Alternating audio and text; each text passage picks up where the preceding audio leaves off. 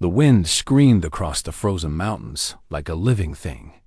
It pushed against the small research station with such force that the walls shook and groaned. Inside, Taiho sat near the heating unit, watching the temperature readings on his screen drop lower and lower. This was the worst storm he had seen in 5 years of living alone in this place. Taiho was 34 years old. He had dark hair that was starting to show a few gray strands and tired eyes that had seen too much sadness. He worked as a climate scientist, studying the weather patterns in this remote part of the Arctic. But that was not the real reason he lived here, far from other people.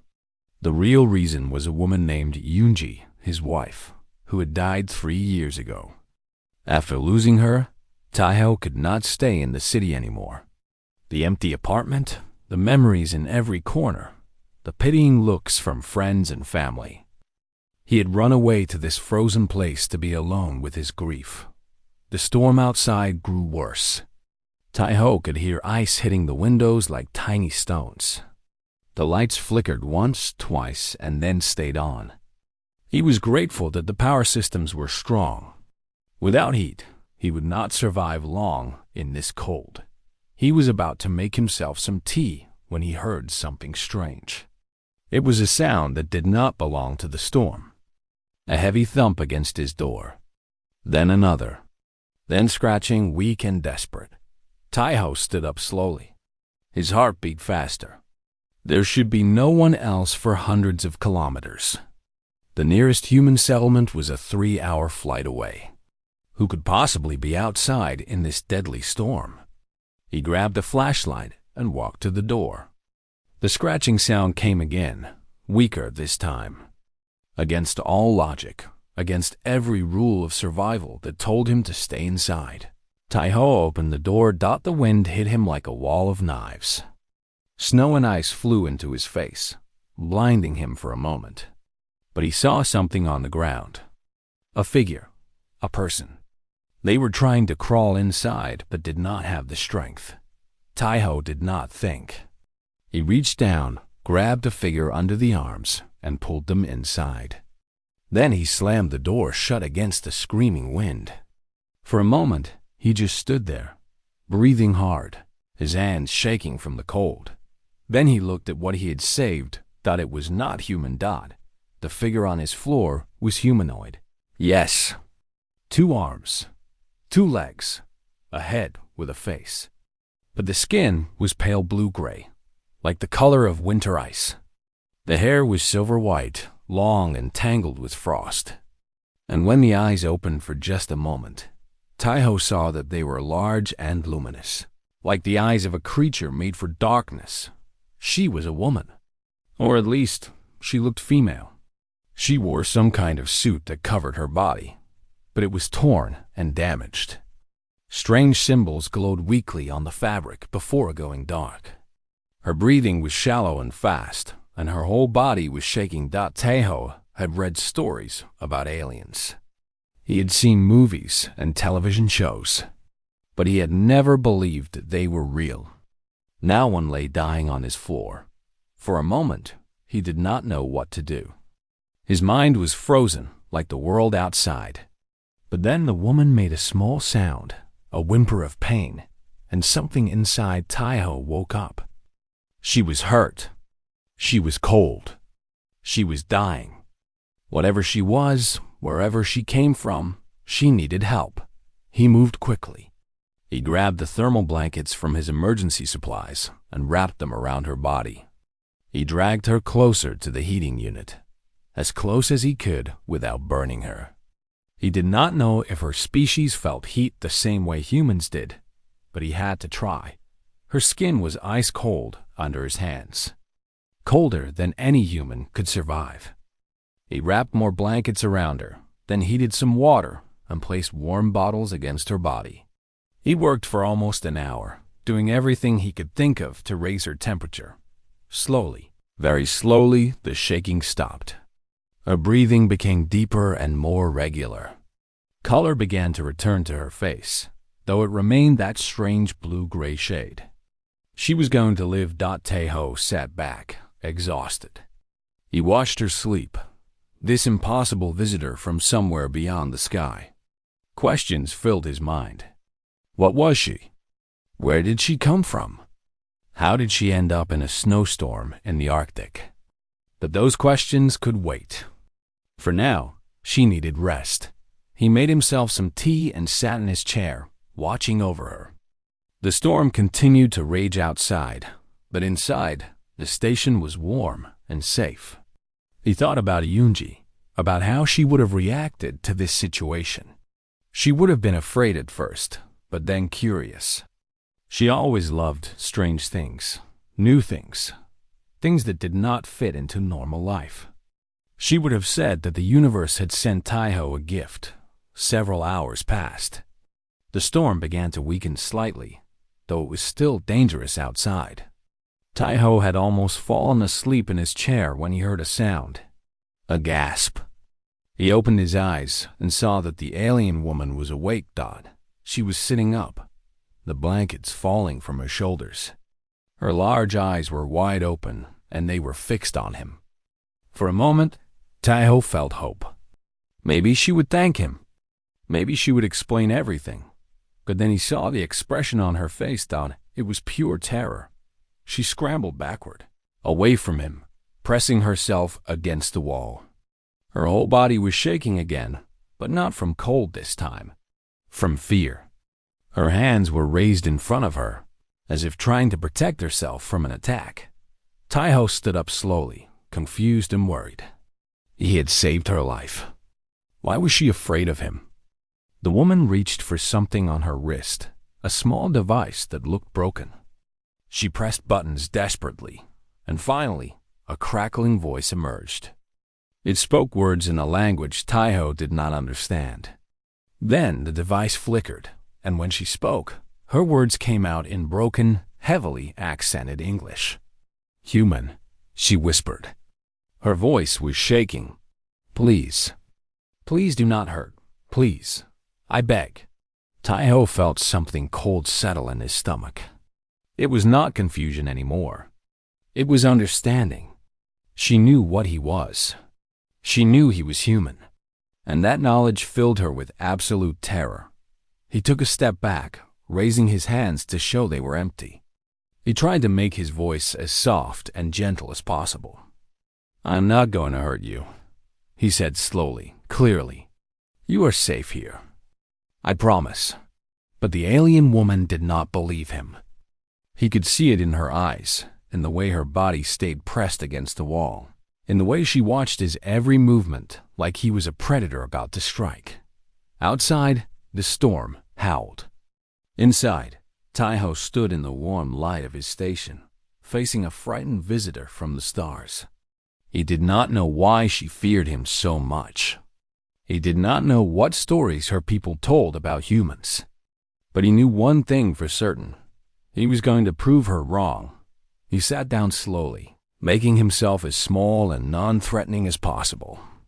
He kept his hands visible and his voice soft. "My name is Taiho," he said. "You are in my home. The storm outside is very dangerous, so you cannot leave yet. But I promise I will not hurt you. I just want to help."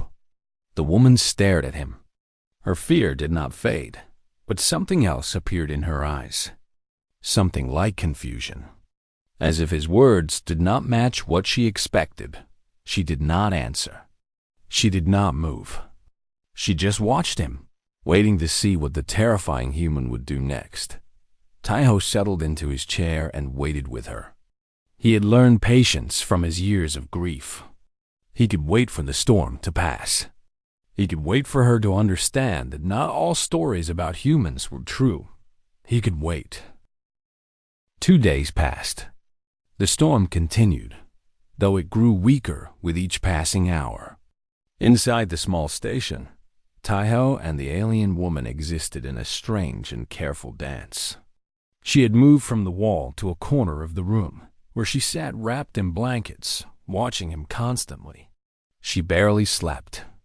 She barely moved.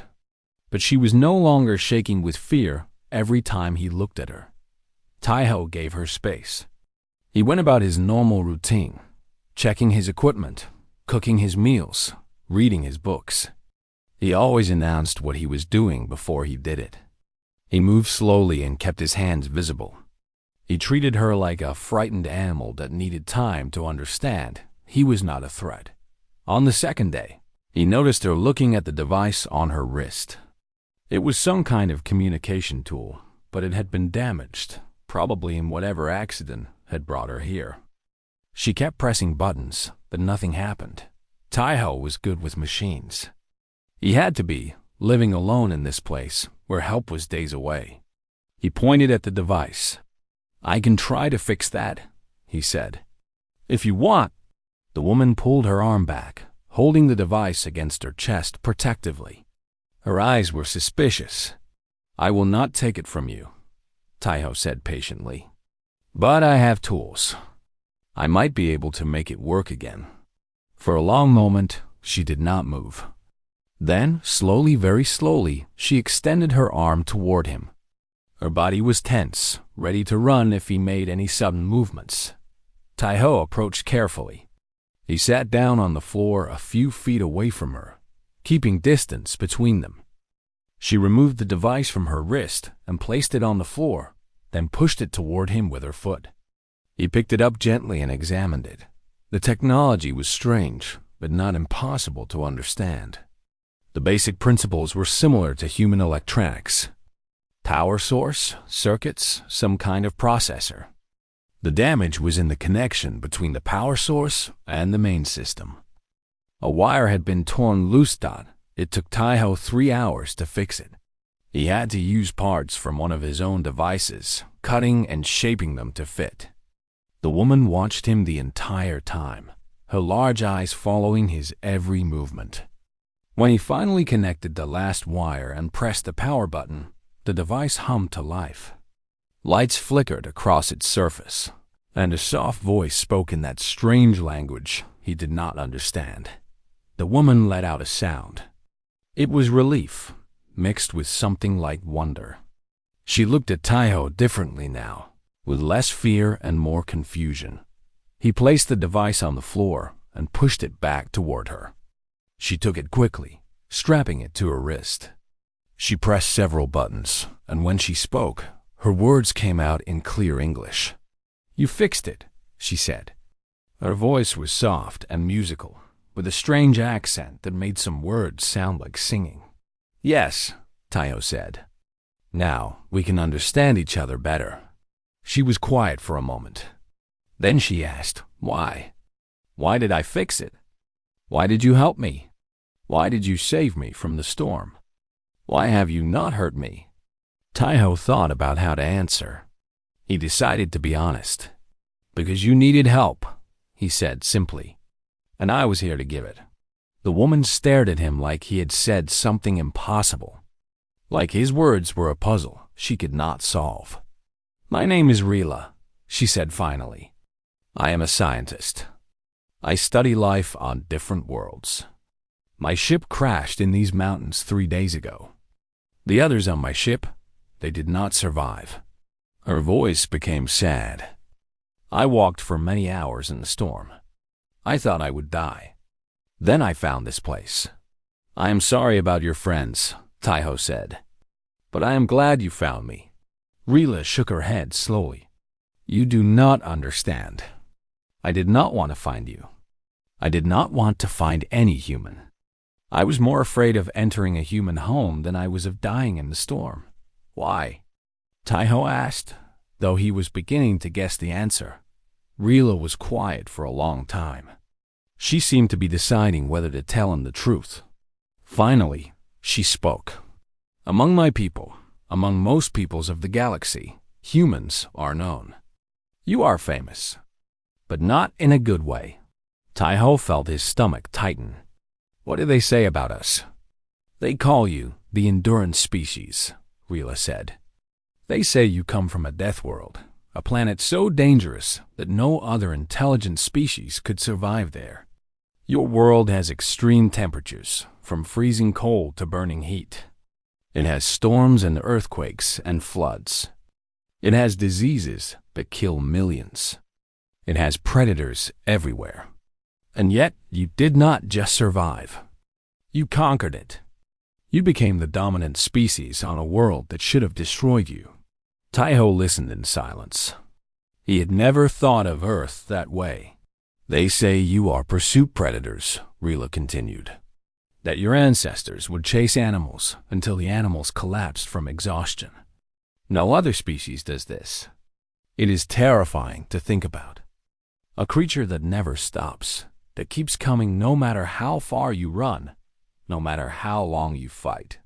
That was a long time ago, Taiho said. We do not hunt like that anymore. But you could, Rila said. That is what frightens us.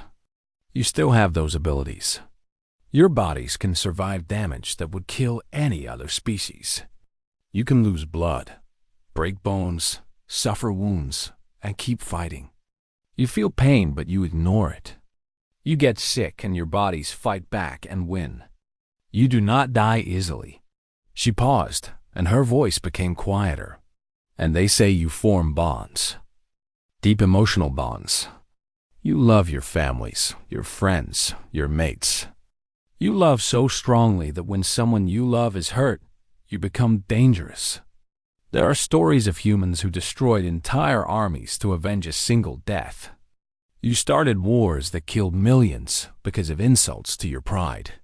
You are capable of terrible, terrible violence. Taiho thought of Yunji. He thought of how he had felt after she died. The anger and the pain and the desire to destroy something. Anything to make the universe pay for taking her from him. He understood what Rila was saying. We are also capable of other things, he said quietly. That is what confuses us, Rila said. Because the stories also say that humans can be kind. That you take care of creatures that are not your own species. That you give food and shelter to strangers. That you sacrifice yourselves to save others. The stories say you can be gentle and loving and generous. But we do not understand how this can be true. How can a species be so violent and so kind at the same time? It does not make sense. Maybe because we have both inside us, Taiho said. The violence and the kindness. And we choose which one to use.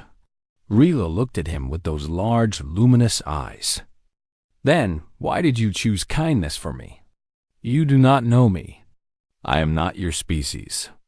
I was not even conscious when you saved me. You did not know if I was dangerous or peaceful.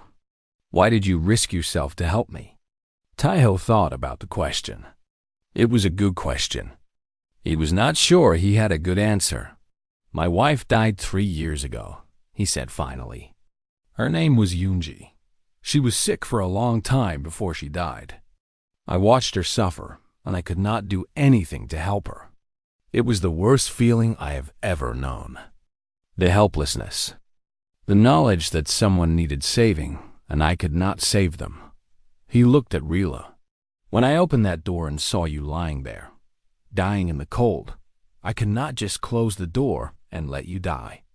I could not be helpless again. I had to try. Rila was silent for a long time.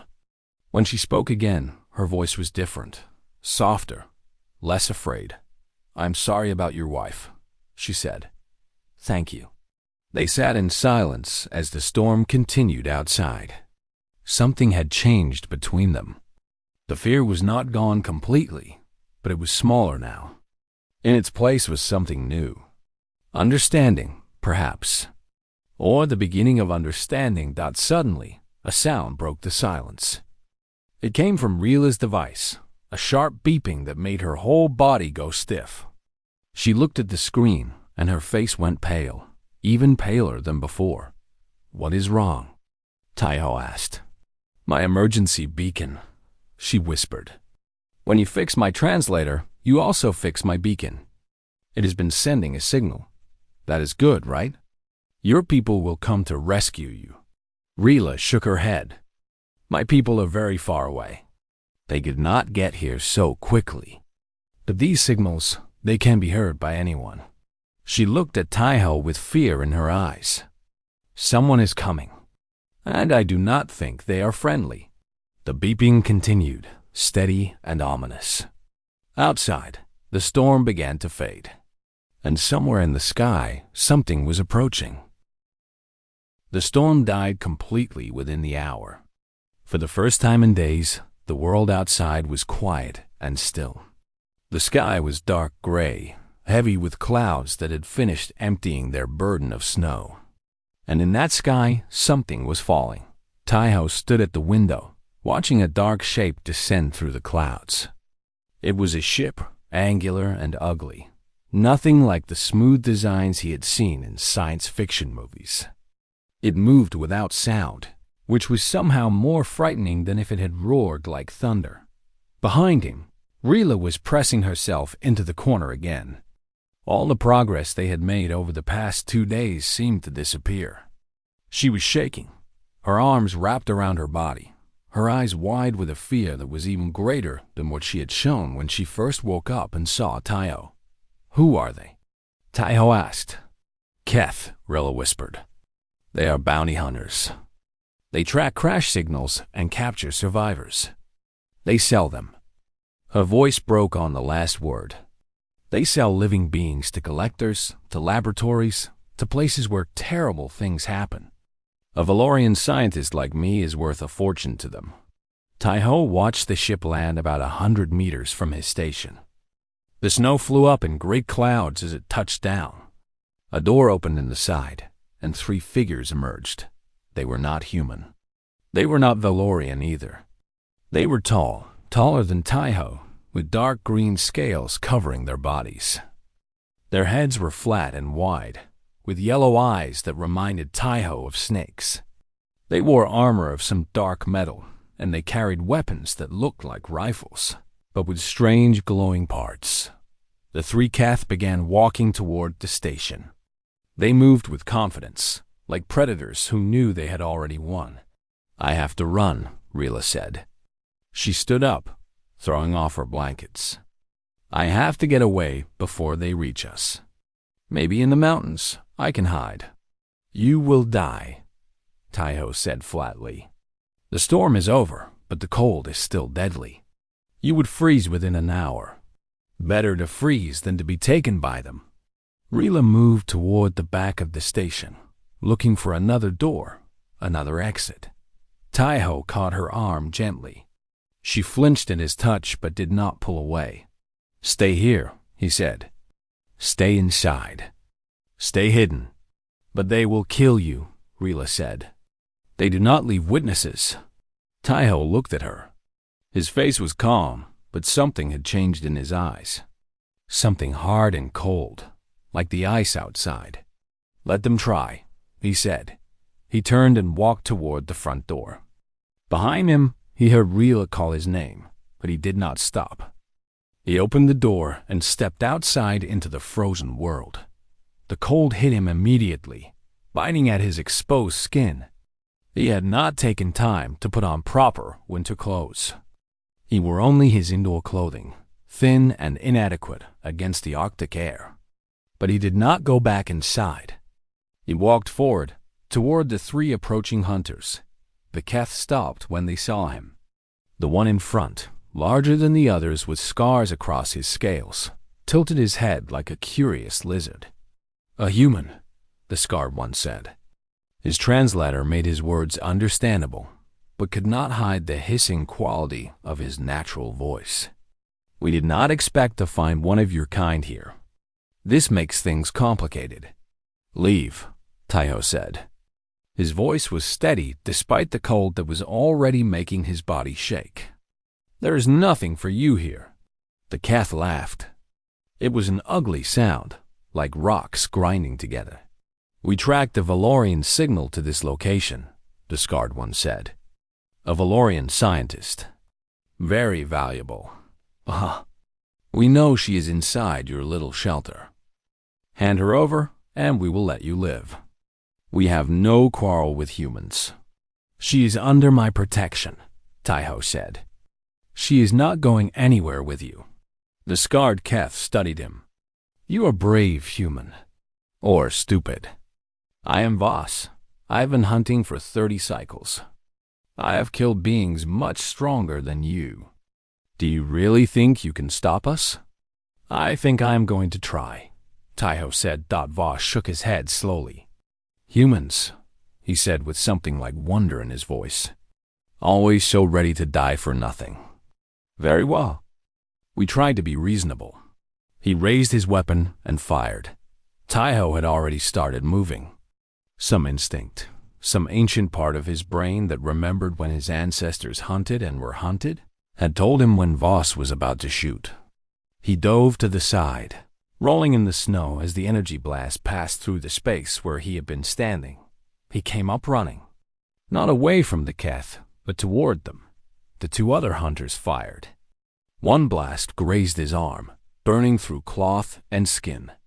The pain was incredible, white-hot and screaming through his nerves. Taiho ignored it. He kept running. He hit the first hunter at full speed, driving his shoulder into the alien's chest.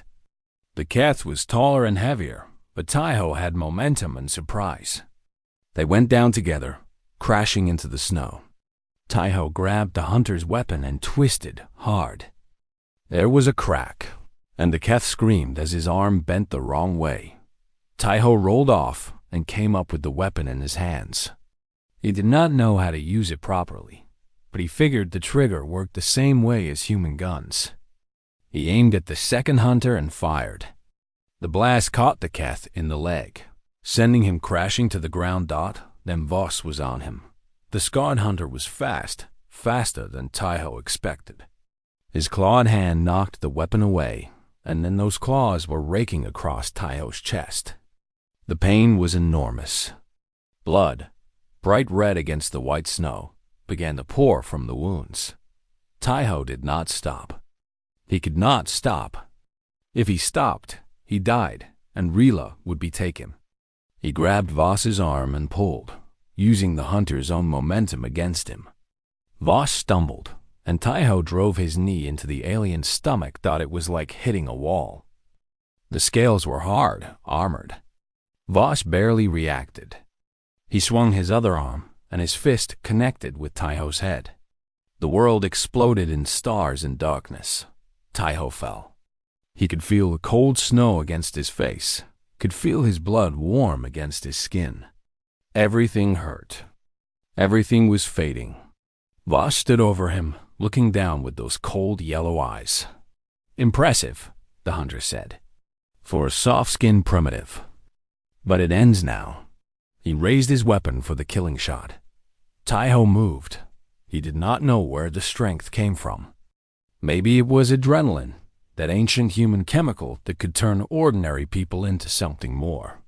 Maybe it was stubbornness, the same stubbornness that had let humans survive on their death world for millions of years.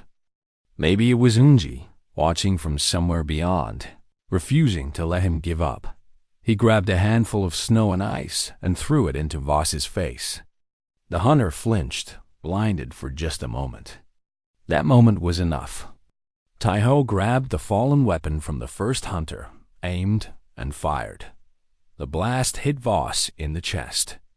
The armor cracked. The hunter staggered backward, surprise and pain on his reptilian face. Taiho fired again and again, until Voss finally fell and did not move. Then Taiho turned to the other two hunters.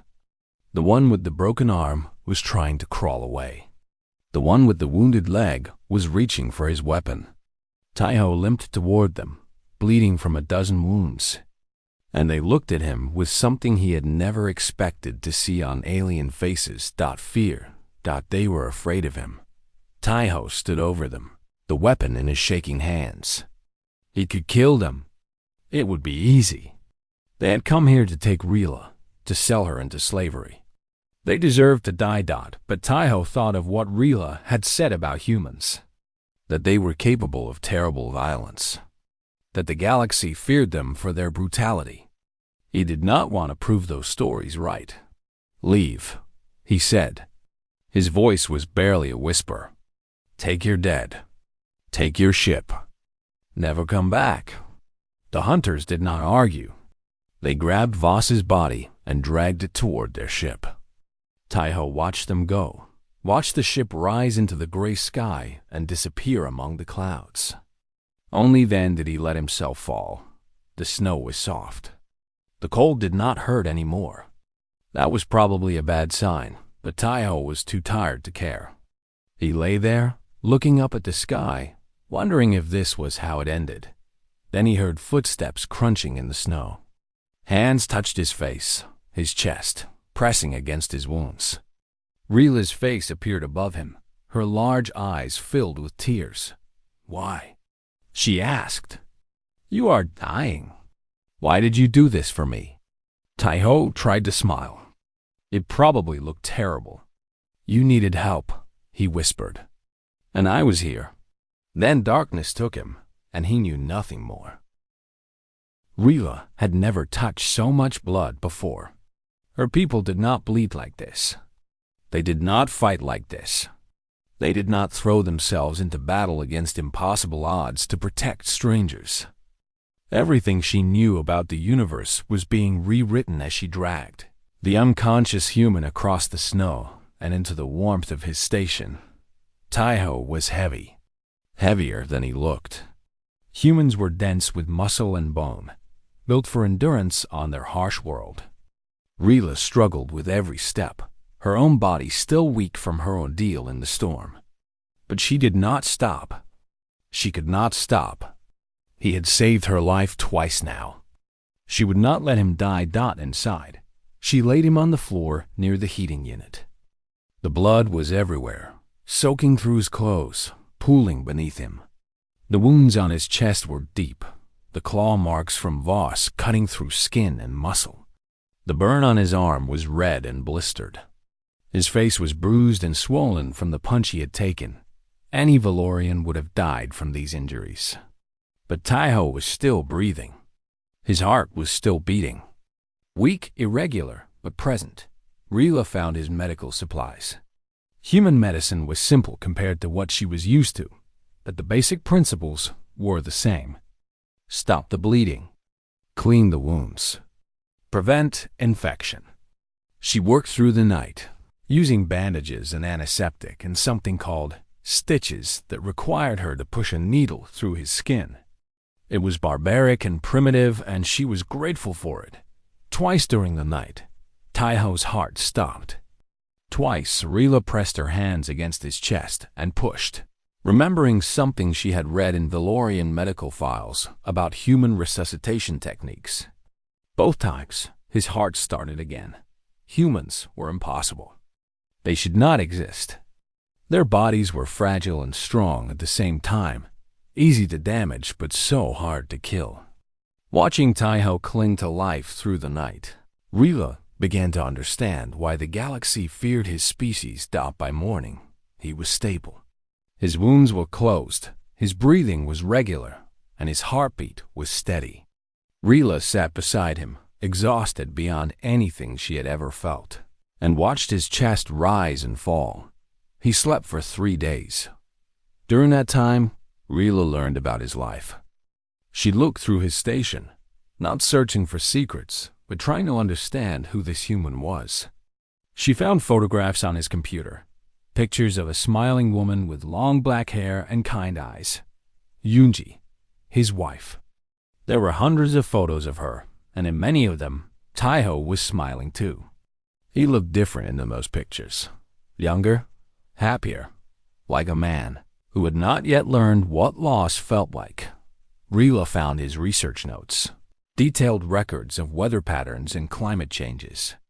She found his books, stories of adventure and love and sacrifice.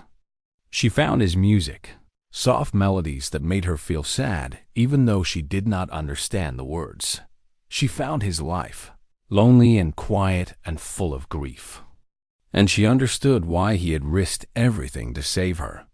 He was a man who had lost the person he loved most. He had not been able to save her. So when another person needed saving, he could not turn away. On the 3rd day, Taiho opened his eyes. He tried to sit up immediately, panic on his face. "Rila," he said. "The hunters." "Are you?" "I am safe," she said, gently pushing him back down. "They are gone." You made them leave. He relaxed slightly, but then he looked down at his bandaged chest, his wrapped arm, and confusion crossed his face. You did this? Yes. You saved me? You saved me first, twice. Rila allowed herself a small smile. I thought it was fair. Taiho stared at her for a long moment. Then he laughed, a weak sound that turned into a cough, that turned into a groan of pain. Do not make me laugh, he said. Everything hurts. Good. That means you are healing. Rila picked up a bowl of soup she had made from his supplies. Human food was strange, but she had followed the instructions on the packages. You need to eat. Taiho was too weak to feed himself, so Rila helped him. She held the spoon to his lips, watching him swallow each mouthful. It was strange, this reversal of their positions. 3 days ago, he had been the caretaker, and she had been the frightened stranger. Now she was caring for him, and he was the one who was vulnerable. After he ate, they talked. Taiho asked about her world, and Rila told him about Valoria. She described the eternal twilight, the sky that was never quite bright and never quite dark. She described the bioluminescent forests, where every plant and animal glowed with soft light. She described her people, peaceful scientists who had never known war, who had spent thousands of years studying the universe without ever conquering or destroying. It sounds beautiful, Taiho said. It is, but it is also sheltered. We do not understand violence. We do not understand conflict. When we first learned about humans, about your history of wars and weapons and death, we were horrified. We could not imagine how a species could do such things to each other and still call themselves civilized. We ask ourselves that question too, Taiho said quietly. More than you know. But now I have seen something different, Rila said. I have seen a human almost die to protect a stranger. I have seen kindness and sacrifice and courage. The reports about your species, they talked about human violence. They did not talk about human love. Taiho was quiet for a moment. Maybe because the violence is easier to see. Love is quieter. It does not make headlines. It does not scare people. But it should, Rila said. It should be what people see first. Not the wars. Not the weapons. The way you take care of each other. The way you would die for someone you do not even know. She looked at him, at this broken, bandaged human who had merely destroyed himself to save her. Why did you do it? She asked. The truth. Not just because I needed help. Why did you really fight those hunters? Taiho thought about the question. His eyes were distant, looking at something she could not see. When Yunji was dying, he said finally, I would have done anything to save her. I would have fought anyone, killed anyone, torn the universe apart if I thought it would help. But I could not. The enemy was inside her, a sickness I could not touch. I was helpless. His voice cracked slightly, but he continued. When I saw those hunters coming for you, I knew what they would do. I knew what would happen if I did nothing. And I thought, not again. I will not be helpless again.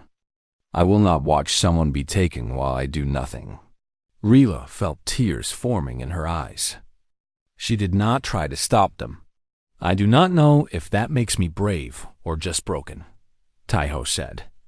Maybe both, but that is the truth. Rila reached out and took his hand. His skin was warm, so much warmer than hers. She squeezed gently. My people have a saying, she said. The greatest strength is not in the body. It is in the heart that chooses to care. Taiho smiled. It was a small smile, tired and pained, but real. That is a good saying. They sat together in comfortable silence. Outside, the sun was setting, painting the snow in shades of orange and pink. It was beautiful, this harsh world that had brought them together. Suddenly, Rila's device beeped. She looked at it, and her expression changed. What is it? Taiho asked. My distress signal. It reached my people. They are coming. She looked at the screen. They will be here in 2 days. Taiho nodded slowly. That is good. You can go home. Yes. But Rila did not sound happy. She looked at Taiho, this human who had changed everything she believed about his species. Will you come with me? What? My people need to hear what happened here. They need to know that humans are not what we thought. You could tell them. You could help them understand. Taiho stared at her. I am just a scientist. I am not special. Rila squeezed his hand again. That is exactly why it should be you. Outside, the last light of the sun faded into darkness. But inside, something new was beginning. A connection between two people, two worlds, two species that had been separated by fear for too long. And in 2 days, that connection would face its greatest test. The Valorian ship arrived on the morning of the 6th day. It descended through the clouds like a drop of silver light, beautiful and silent, so different from the ugly vessel the Keth had used. Rila stood at the window, watching it land, her face a mixture of relief and worry. Taiho stood beside her, leaning on a makeshift crutch she had built for him. His wounds were healing faster than she expected. Human bodies were remarkable in their ability to repair themselves. But he was still weak, still pale, still in pain. He should have been resting.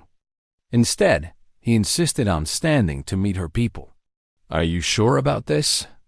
Rila asked. You could stay inside. I could explain everything to them. No, Taiho said. If they are going to learn about humans, they should meet one. Not hear about one from someone else. The ship's door opened, and figures emerged. Rila recognized the leader immediately. It was Du Yu, a senior diplomat from her home city. He was older than her, with silver-white hair that had faded almost to pure white and deep lines around his luminous eyes. Behind him came 4 guards, carrying weapons that glowed with soft blue light. Du Yu saw Rila, and his face filled with emotion. Rila, he called out. Thank the stars. When we received your signal, we feared the worst. We thought you were dead. Rila stepped forward to meet him. They embraced in the Valorian way, touching foreheads, sharing breath. It was good to see a familiar face, to hear her own language spoken aloud. Then Du Yu saw Taiho. His expression changed instantly. The warmth disappeared, replaced by caution and fear. Behind him, the guards raised their weapons, pointing them at the injured human. Step away from him, Rila, Du Yu said urgently. Quickly. We will protect you. No. Rila moved, placing herself between Taiho and the weapons. I will not step away. You must lower your weapons. The guards hesitated, looking at Du Yu for guidance. The diplomat stared at Rila with confusion. Rila, he's a human. One of the most dangerous species in the galaxy. Whatever he has done to you, whatever he has made you believe, he saved my life, Rila said firmly. He found me dying in a storm and brought me into his home. He cared for me when I was too weak to care for myself. And when hunters came to take me, he fought them, alone. 3 armed Keth warriors, and he defeated them all. He almost died protecting me. Du Yu looked at Taiho with new eyes. He saw the bandages, the bruises, the way the human leaned on his crutch. He saw the evidence of battle written on human flesh. Is this true? He asked. Taiho nodded slowly. Yes. Why? Why would you risk your life for one of our kind? Taiho glanced at Rila, then back at Du Yu. Because she needed help. Because I was able to give it. Because that is what decent people do, no matter what species they are. Du Yu was silent for a long moment. The guards still held their weapons raised, waiting for orders. The tension in the air was thick enough to touch. Rila spoke again. Lower your weapons. If you threaten him, you threaten me. I will not allow the man who saved me to be treated like an enemy. Finally, slowly, Doyu raised his hand. The guards lowered their weapons, though they did not put them away entirely. The diplomat approached, stopping a few feet from Taiho. I have studied humans for many years, Doyu said. I have read the reports, the histories, the analyses. I thought I understood your species, but I have never actually spoken to one. He tilted his head slightly, examining Taiho like a scientist examining a new specimen. You are not what I expected. Taiho gave a small smile. Neither are you. Doyu almost smiled in return. Almost. We must return to our ship, he said. Our fuel is limited, and the journey home is long. Rila must come with us. I understand, Taiho said, but Rila shook her head. I will not leave without making a request. The Valorian Council has debated for generations whether to make contact with humanity. Fear has always won. But what happened here could change that. She looked at Doyu with intensity. Taiho should come with us. He should speak to the council. He should represent his species. Dai's eyes widened. That is impossible. Bringing a human to Valoria would cause panic. Our people are not ready. Then they must become ready, Rila said. We cannot hide from humanity forever. They are spreading across the stars. Someday, contact will happen whether we want it or not. It is better to meet them now, on our terms, with a human who has proven himself trustworthy. Doyu looked at Taiho again. The human stood quietly, making no demands, asking for nothing. There was something in his eyes that Doyu had not expected to see. Gentleness, patience, acceptance of whatever was decided. I am just a scientist, Taiho said. I am not a leader or a diplomat. I cannot promise that all humans are like me. We are complicated. We have done terrible things in our history, but we have also done good things. We are capable of both. What we become, in the end, depends on the choices we make. He paused, gathering his strength. Your people fear us because of our violence. That fear is not entirely wrong. But fear keeps species apart. It prevents understanding. I would rather be known than be feared. If speaking to your council helps them see humans differently, I am willing to try. Doyu studied him for a long, silent moment. Then he turned to the guards. Return to the ship. Prepare quarters for 2 passengers. The guards looked surprised but obeyed. Doyu turned back to Taiho and Rila. This may be the most important decision of my career, he said. If it goes wrong, I will be remembered as the fool who brought a predator into our midst. But if it goes right, he did not finish the sentence. He did not need to dot Rila reached out and took Taiho's hand. Thank you, she said to Doyu. You will not regret this. The journey to Valoria took 4 days. Taiho spent most of it resting and healing, though he also spent hours talking with Doyu, answering questions about Earth, about human history, about the wars and the art and the science and the love. The diplomat listened with fascination, recording everything for the council. On the 5th day, they arrived. Valoria was beautiful beyond description. The planet hung in space like a jewel, wrapped in clouds that glowed with soft bioluminescence. The cities were visible from orbit, patterns of light that flowed and shifted like living things. And when Taiho finally stood before the Galactic Assembly, 12 species watching him with a mixture of fear and curiosity. He spoke simply and honestly. I am Taiho, he said. I am a human. I come from Earth, a world you call dangerous. And everything you have heard about us is probably true. We are survivors. We are fighters. We are capable of great destruction. He paused, letting the words settle. But we are also builders. We are dreamers. We are lovers of beauty and seekers of truth. We take in strangers and call them family. We create art that makes us weep and music that makes us dance. We tell stories to our children about heroes who sacrifice themselves for others. He looked at Rila, sitting in the audience, her token glowing warm in her pocket. We are not the monsters your stories say. We are afraid too.